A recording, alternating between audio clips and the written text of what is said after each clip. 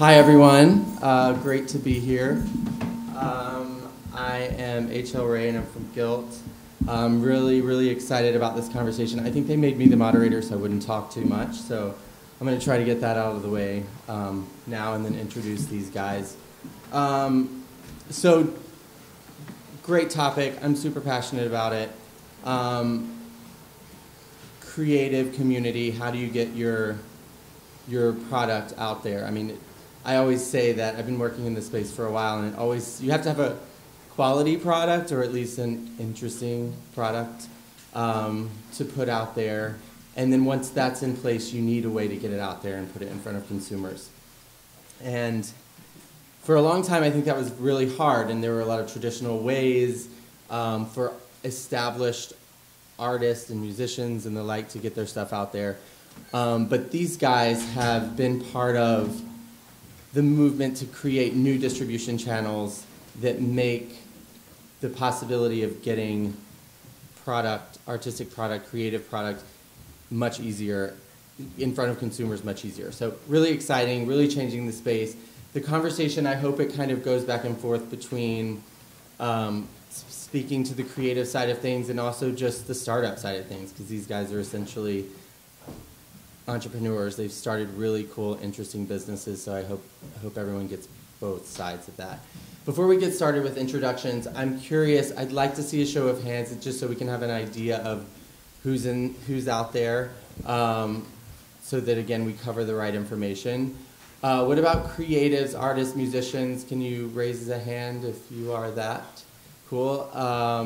Founders, entrepreneurs, investors, VCs. I don't think I'm missing anyone. Cool, so we have a nice mix. All right, well, I'd love for you guys to introduce yourselves, give us an idea of who you are, your background, and your business. Hi, my name is Vidar Daniels. I'm from Amsterdam, and I'm the founder of TuneMeld. TuneMeld is a platform for artists, events, organizations, festivals, clubs, and basically it allows them to get an extension online through live broadcasting of audio and video. Or with other words, it's YouTube, but live for artists, for music artists. Cool. Thank you. Hey, my name is Justin Park. I'm originally from Champaign-Urbana, Illinois, which is where the Fighting Illini is from. Moved out to New York a few years ago, and I first started a video production company, a peer services business, and we did a lot of videography for real estate brokerages here in the city. Learned a ton about the creation process and meditated on how do you help brands scale video creation. So I founded a company called Video, which is essentially an online marketplace for video production animation. So we connect brands with freelance video creatives to create content for both internal, external corporate communications. Hey guys, my name is Adi. I'm the co-founder of Paddle 8. I'm a marine biologist by training and have been an entrepreneur for most of my life, but now I run a company called Paddle 8, which is an online auction house. So we organize online auctions of art, design, and collectibles from around the world. And the idea is to give collectors access to the most beautiful objects from around the world in one platform without the hassle and pain points of the traditional brick and mortar houses. So you can think of us like a high-end eBay. We started with art, we launched into design, photography editions, and expanding now into other categories like jewelry, watches, and sort of other categories that people are interested in. Cool. Thanks, guys. Okay, so I sort of have a two-pronged question directed, since we're, and correct me if I'm wrong, but in our conversations, it's clear that two of the channels are direct-to-consumer, and one of them is sort of B2B space. And again, being very similar in that, being the middleman, being the distribution channel, helping these creatives get their product in front of the right quote-unquote audience. From the B2C perspective, I recently read that, super interesting coming from a push marketing company like Guilt, 75%, we're e-commerce, this is a little bit different, but BuzzFeed, content companies, 75% of their traffic comes from social media, which is incredible, right? Like, we started in email, we're very heavy in mobile, social is very important to us. I'm curious for, on the B2C side, what from, in your respective businesses, what are the best ways that or what are the most successful ways for you to engage your consumers? Is it email? Is that changing? Is it mobile? Is it social? Is content the most important thing? Like, and what is surprising you and what's working and what's not with consumers? For me? Yeah, it's something we're still investigating, actually, on a daily basis. What you can see with TrueMelt is that our primary audience is, of course, the artist. And the artist is actually the one that has the most followers as well on social communities and platforms. So it's very interesting when the artist is using TrueMelt as a platform to create valuable content by playing live in front of a concert, and using TrueMelt to place his live stream in his Facebook. Indirectly through these videos, listeners or other artists are coming to the platform again and starting to broadcast as well. And in terms of onboarding users for the platform, so you're saying that a lot of those users come from the artist following? Yes. Okay. Totally. Yeah. And is that largely social media, correct? It's largely social media, because that's kind of where it all plays. Yeah. Cool. What about from a Paddle 8 perspective? And then we're going to come to Vidar. From our perspective, it's been a little interesting. So trying to find an art collector on Google is finding a needle in a haystack, because there's not a lot of them. There's only a few 100,000 people who seriously collect art. One of the strategies that we employed that worked really well for us is we started approaching all the biggest art nonprofits, foundations, and museums in the world, saying, you guys do this once yearly benefit auction. How about we power that auction and bring it online and also support that auction in room? We've now done about 400 of these auctions in 60 countries, all the way from LA to Hong Kong. And as a result of that, most of these organizations send an email out to their entire community, all their board members, saying, hey, go on Paddle 8 and bid on this work to support our organization. And that has helped us build an incredible community of art collectors from around the world who not only trust us as a brand, but are also engaged with us and sort of are used to coming on Paddle 8, looking at inventory regularly and sort of buying that inventory. So that's been one of the strategies that's worked really well. Once you have that critical mass, I think you can start sort of employing some of the more traditional engagement strategies like content, like sort of social media and so on, because you already have a base community that drives the conversation. But I think to kickstart that and to build that initial community, we needed to do something of this sort that was very targeted and sort of enabled us to have such broad outreach. So you started activating existing art collectors in a sense. Do you feel like you're creating a new art buyer? Absolutely. So I think sort of while that was really important for us to kickstart the community, because at the end of the day, these guys are already buying art, and sort of giving them a new and much easier platform to buy art on was a great first step for us to get out there. But since then, we've now turned our attention to the next layer, which is people like us maybe who are interested in the art world but haven't traditionally collected. So that's where things like content become really important. So we've started working with established curators, tastemakers. We just did a sale with Grace Coddington, who's the creative director of Vogue. And that was our way of exposing the fashion community to the art world and saying, hey, this is, Grace, she's awesome. This is what she collects. So maybe these are ideas for what could be interesting for you given the work you do. And those strategies are now working really well to engage the next level of collector onto the platform and say, art is accessible and these are the things that you could potentially acquire in your collection. Yeah, I think one of the interesting things for me, I haven't told you this post-conversation that we had, but we were talking on the phone and he was like, we have this, so content is becoming a large part of what we're doing, and we have this new collection around, since it's Pride Month, around artists, the LGBT art. And so I went on, super interesting to me personally.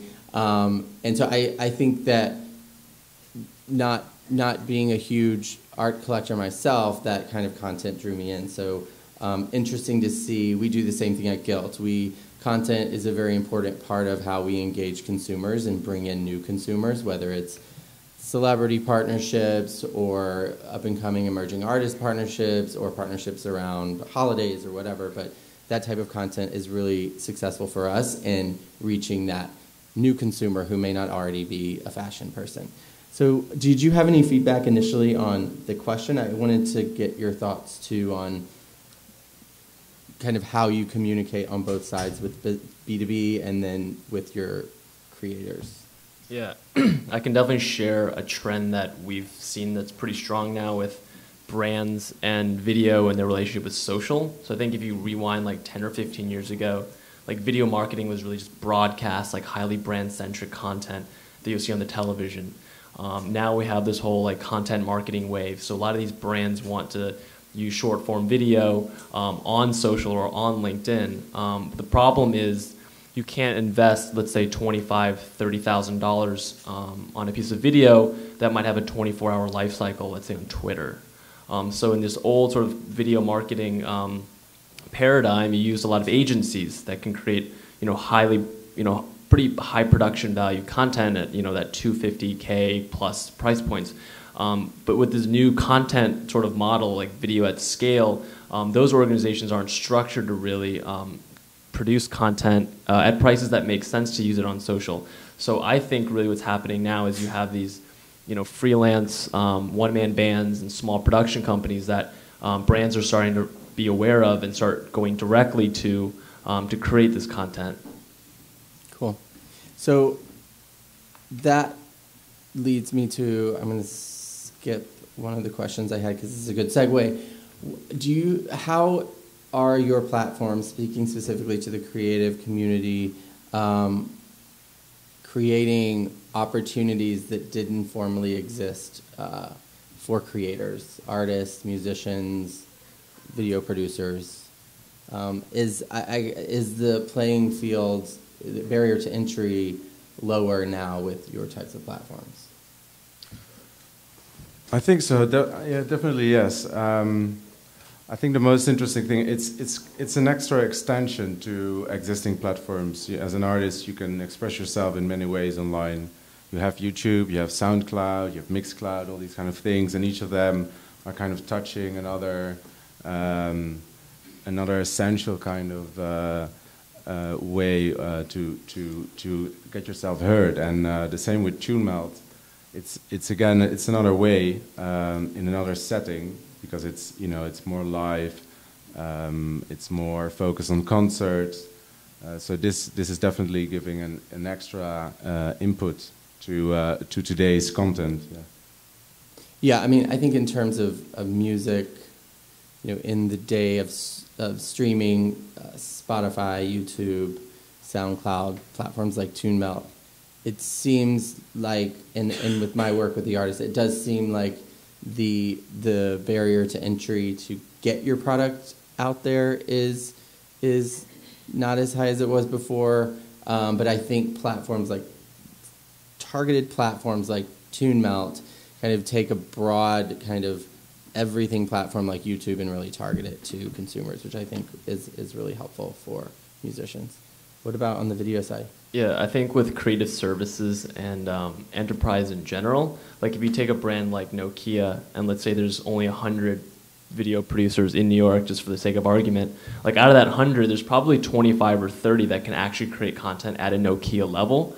But the ones that actually get to do it understand way more than just the creative aspect. It's like, how do you get approved as a vendor? Like, how do you get in touch with the right people? How do SOWs, and there's a lot of this like administrative stuff that goes into it.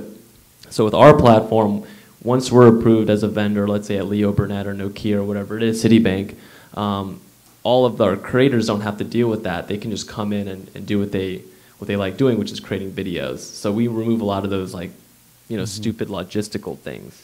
Right, definitely. Art side?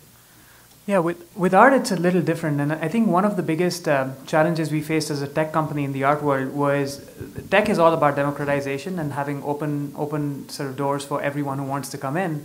But the art world is all about restricted access. And the value of many of these pieces is driven by how rare they are and how few people have access to them. And one of the things we didn't want to do was to destroy value in these artists by making everything available all at once, and respecting to some extent the traditional norms of the art world, which created value for artists over these tens and dozens of years. So while we are sort of a curated platform and we are selective about the artists we let onto the platform, I think one of the things that we've seen happen because of us is that artists who would have traditionally taken, let's say, 10, 15 years to become auction artists and actually have a secondary market, which is really a sign of maturity and a sign that their work now has inherent value that many collectors are willing to pay for, those timelines are starting to shorten. And you see that sort of many artists who are 2-3 years out of art school are starting to come onto our platform and have a secondary market, which really sort of helps them sort of kickstart their career earlier on. And I think the second part of that is, especially in new art forms, so for instance, digital art is something we are very passionate about. So there's a ton of artists now creating art using sort of just online tools, which are just available as like a zip drive or a sort of data file, and that's art.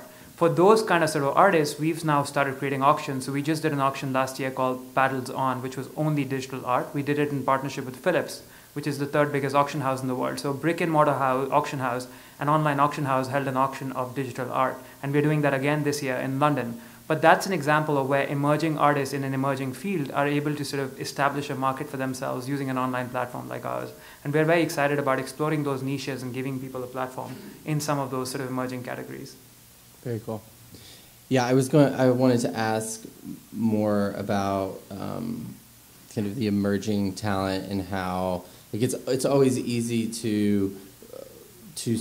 easier, and I say this from the guilt perspective too, but if you have a designer or an artist, musician, celebrity partner who's well established, it's always easy to partner with them and it's exciting.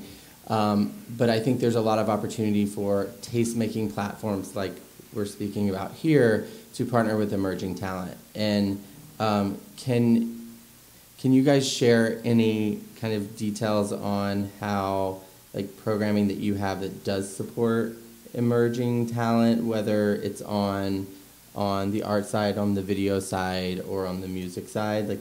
Again, I guess it's a similar question of the barrier to entry, but if you're a well-known video producer, it's probably easier to get business than a brand new one.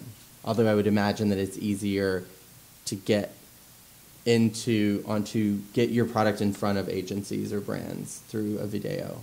So is there anything that you're doing to help new producers get in front of these brands or agencies, or is it pretty just depending on the product? So one of our pretty strong value props to any agency or brand is we've really streamlined the whole RFP process. And in that process, you fill out a brief, and then people will submit proposals, and you have profile pages. So because there's a standardized proposal and profile page, you can really make an apples to apples comparison. Yeah. So let's say outside of our world, you might have a producer that's been in business for a while and they have a really awesome website. But in this world, it's all on the same kind of look and feel. So you can there's no edge really. It's just your work really speaks for itself. Okay. Any other thoughts? Well, what you see a lot is that bigger artists are coming to the platform and they are attracting kind of the mass because they are having indeed the most exposure. But it's actually the smaller artists that can use it again to earn this exposure. And so we kind of build this algorithm in through which we are trying to make content relevant. So we are trying to push relevant artists to the listener. An example of things that are relevant is if it's nearby, if it's within the type of genre you like, or if it has, of course, high commercial value. So we take kind of all these values and then we're pushing the right content to the right listener. So through this, your best friend could live next to a very famous pop artist. And so that's kind of how this ecosystem also kind of pushes the smaller artists and empowers them to become bigger. Cool. So let's talk a little bit about competition. I think I have specific questions related to competition for each of your businesses. But so we talk about Paddle 8, knowing that long-standing leader in the art world auction space, Christie's is developing or has developed an e-commerce platform. Is that, who are you, so that's just knowledge that I have, but who do you see as competition, and how are you competing with these big houses that are trying to get into the e-com space? Yeah, I think that's a good question. So I think sort of it's not dissimilar to, I think, any online sort of company facing an incumbent which is trying to go online. For us, Christie's is the only auction house that actually has online auctions. The rest of the auction houses have some online presence, but they don't actually do timed auctions online. So as of whatever figures we've seen released by them, we're kind of slightly bigger than them right now in terms of sort of what we do online, but sort of they're growing fast on online as well. The biggest challenge for them has been the fact that they cannot cannibalize that brick and mortar business by having a different pricing structure online that they do in the brick and mortar business. So they actually charge higher commissions to buy something online than they would in the actual auction room because they tack on more fees. And the entire point of online is if you can sort of streamline the process and take a ton of costs out of the system, as we do, you should be able to offer a much lower cost provision to consumers. And so we are about 60% cheaper than what Christie's is to sell something and to buy something online. And I think that's a big difference. And sort of, we see ourselves as complementary to them. The price points we work with are very different. But at the same time, for them to sort of truly sort of focus on the online strategy, they would have to disrupt their own business and actually charge very similar margins online to what we are charging, which would sort of then cannibalize the brick and mortar business, because any consumer going and buying in their sales room would say, hey, listen, why don't you just put this online and give me that pricing, as opposed to sort of, charging me this higher amount for going physical. So that's going to be an interesting thing to see. We respect them a lot. We think they're doing great stuff. And I think overall, we're both helping to bring sort of art collecting online over the next few years. So we're excited about that. How are you building supply? Like who are you buying, selling through? So we have three kinds of sort of supply mechanisms on the site. One is what I mentioned, which is the charity auctions. So we work with, like I said, 400 of these guys from around the world. We work with Guggenheim, Mocha, LACMA on the West Coast, the Ulan Center in Beijing, Sovereign and Parasite in Hong Kong. So a broad spectrum of sort of those organizations. The second is a peer-to-peer marketplace where, like any other auction house, if you had a piece of art to sell, you can come to us, we would catalog it, price it, sort of authenticate it, and then put that in one of our auctions. But another thing we've recently launched that's been very successful is that we've actually started going to the biggest regional auction houses. So not Sotheby's or Christie's, but let's say Bukowski's, which is the biggest auction house in Scandinavia, and saying to these guys that you have incredible inventory that our collectors would be interested in. How about we work together to sort of put a few auctions online? So we've done the third biggest auction house in France. We've done Italian glass with them and other categories. And that's been another interesting way for us to acquire inventory from around the world. Perfect. Okay, so for Vidar, what is the landscape like in terms of competition? And so kind of like external competition, do you see the traditional means of accessing video for brands and agencies as competition, and how do you continue to engage these brands and agencies? I feel, because I've seen too a lot of times, like you get them on board for like one try and they like it, but then they kind of fall back into their traditional ways of. Yeah. So I think definitely the number one competitor would be like the agencies of record or full service production companies that have already been on their vendor lists. And what's tough is it really comes down to accountability. So I think the brand will contract out to an agency for retainer or whatever, it's like annual basis, because they need someone they can pick up the phone, and if something goes wrong, it's really their fault. So for our company, and as accountability sort of comes into play, it becomes more servicey. So for us, there's like this kind of give and take between how service we want to get and how kind of scalable you can really be as a platform. Hopefully that makes sense, that trade-off. So what we've seen and what we're in the process of doing, and what other companies like NewsCred and Percolate or Contently have done, is they have a SaaS model now where you pay for their software, which is kind of like the retainer almost. That's how you kind of get that monthly recurring. Got it. Cool.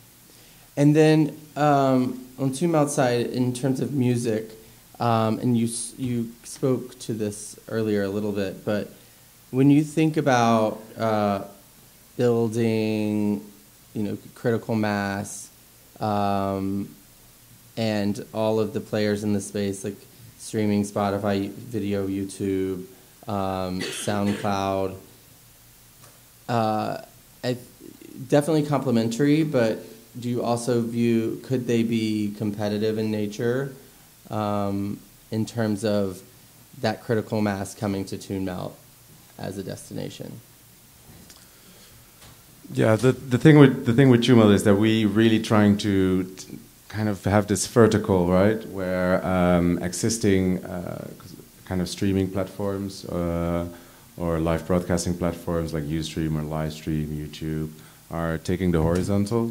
So you can see anything, like the most music is still being consumed on YouTube, but you know, on the side you're also having pads and the news and all these kind of things. So TuneMelt really tries to take the vertical of music, artists, and/or creative expression / spoken word. But that's really it. In regards to that, I think you know, yeah, Spotify is a totally different thing actually. So I don't really see the competition there. And the same a little bit with SoundCloud, where on SoundCloud, you know, you can really get the quality of and get a lot of feedback from the user on a specific you know, even element from a song or an introduction. On TuneMelt, it's more about the experience. So I guess in regards to that, it's, yeah, I don't really see a competition between us and SoundCloud. On YouTube, yeah, that's going to be very interesting, because you know, we can see that a lot of artists already like to stream and they like to broadcast and they want to get heard, and the same on, you know, they're using Ustream and Livestream now. So it's going to be very interesting to kind of like pick all these aspirational, you know, people who are already trying to do it and kind of use them and show them our platform and show them the extra value that TuneMelt offers them. Are you starting with a specific genre or going wide? Well, we have started with kind of positioning ourselves in the dance segment, because I always say, like, dance is kind of the pop of 2013, and Afrojack is the Britney Spears of 2014. But that's kind of, you know, it's a phase, because it's pop music, so it's quite, and plus that electronic music is already digital, so it doesn't take it's not a very high boundary to kind of, you know, take the music from your computer straight online, where if you're a singer or when you play guitar, you need a mic and all these kind of things, so it's a lot easier. But you know, we definitely encourage other artists also to use the platform, and that's, you know, why when we're seeing other type of things, like for example, I think currently on TuneMelt there is a dance competition going on, and you know, these kind of things are very exciting, because you can see that people are already starting to become creative and how to use the platform, or you know, and embrace it, and also in other kind of areas and genres. Cool. Are there any questions? Do we have any questions? I have more, certainly. Sure. I'm thinking marketing and startup that we basically sell independent films online. And one of the issues that we're always running into, which you'd already kind of asked about a little bit, is a lot of the directors that we work with don't really know how to sell themselves online. And they don't know how to market themselves. Is this any issues that you guys have dealt with? If you have, how have dealt with them? Yeah. Go for it. Yeah. Are you at like VHX? No. Oh, okay. Yeah, I think, well, one is how you kind of curate your community. So we have a really robust process for approving people. So we have about an 18% acceptance rate. Part of that is filling out a profile, and that's your stage to pitch yourself to us and then eventually to your customers. So I think the vetting right from the get-go is super important. And then during that streamlined RFP process I talked about, you know, providing tools where people can leverage past work or experiences, so you can upload past storyboards or past proposals, just to give a sense of this is how I do business, and really just making it clear, like, that's a good idea to do that. Yeah, I think in the art world, similarly, I think sort of there's a lot of curation that goes on for sure. But I think a second thing that's been really helpful is bringing in tastemakers who are well recognized and getting them to comment on sort of like some of this new talent. And because I think that validation is what people really look for. So if you have someone who's actually sort of respected and recognized as somewhat of an authority, them saying that this person is cool and this is why they're cool is sometimes better than that person saying it themselves. And I think that seems to work really well in the art world. Any other questions? Question for, in terms of your video tune melt, how are you thinking about, we know platforms like SoundCloud and Spotify and streaming platforms have really going into different directions in terms of how they're monetizing their business. How are you thinking about that, and what can you share with us on that? Well, we're currently working on a few things. It's like a peer-to-peer driven platform. So you can think of kind of like the traditional pre-roll ad systems. We're also thinking about maybe charging broadcasters for a certain amount a month to get more privileges, more analytic tools, more streaming hours, stuff like that. It's very interesting to collaborate with big brands. So we have kind of like branded channels and stuff like that. And the thing we're most excited about is a subscription model. So as a premium artist or as a premium venue, you can become a so-called artist where you can subscribe to, and as a listener you can subscribe to the profile for a few euros or dollars a month. It's the States, dollars a month, and then you get kind of all the content. Totally. Yeah, I mean, I think the subscription model as a whole is providing a lot of opportunity in the music industry. I mean, if you look at what the average consumer in the U.S. spends on music, it's like $55 or $60, something like that. And then, if you are spending $10 a month on your streaming subscription, the average goes up to $120 a year. Obviously, you need critical mass, but I do think the subscription model is interesting. And then on the flip side, monetizing, brand integration into that.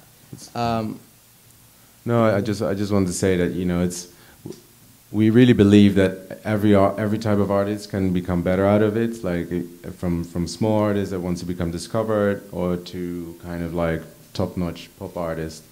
Everyone. As long as you get enough views and enough listeners, enough following, we can kind of start getting partnerships with these groups and give them some revenue.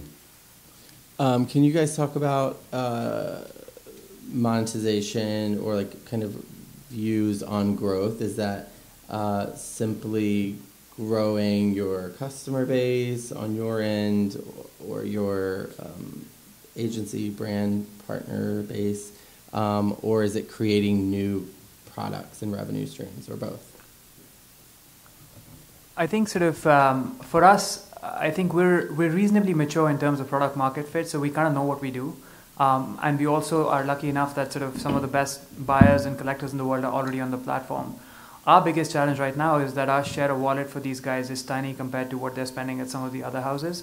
And so as we scale inventory, we will be able to capture a bigger share of their wallet. So everything that we're doing right now is focused on literally going region by region, category by category, and figuring out how to bring inventory from that country, from that region, in that specific category onto the platform. So we just did a sale of Italian glass, which is, believe it or not, is very interesting to a lot of people. Italian lamps, which is again very interesting to a subset of interior decorators. And so the idea is all about sort of how do we sort of capture a bigger share of these collectors, and then also introduce new collectors to new collecting categories. But primarily the problem is a supply problem. It isn't a demand problem in the art world. Yeah, for us, video creation is like a problem faced by so many different industries. So in our space, you have these online video platforms like Kaltura or Brightcove, which are basically like the YouTube for the enterprise. You also have other content marketing businesses like Skyward or NewsCred, and then you also have your traditional agencies. So what we're doing now is more selling through these distribution channels, because our cost to acquire customers are pretty high if you go direct, and it's just not really, like, the economics are okay. So it's really shifting towards channel selling for us. Cool. Any other questions? I have more.